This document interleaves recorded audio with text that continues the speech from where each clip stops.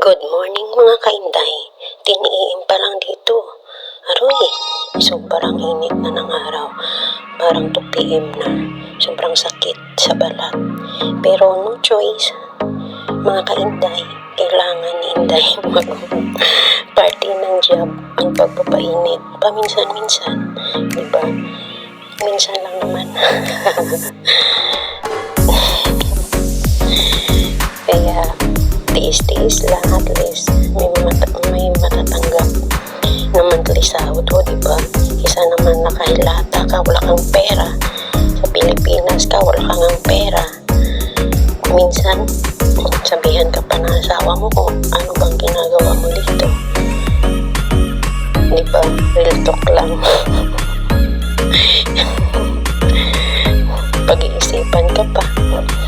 Kaya tiis-tiis lang para makapag-ipon, diba?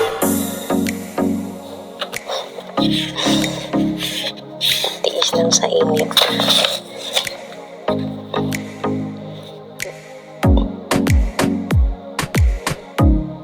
Minsan pala pag ako ay maglilinis, minsan gabi, minsan kasi mahangin at mainit kaya yung mga basura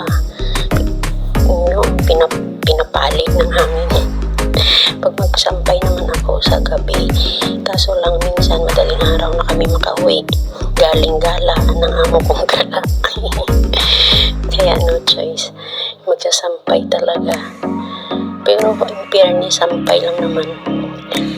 Meron kasing washing machine dito na all-in-one na, dry na, sampay mo na lang pagkatapos.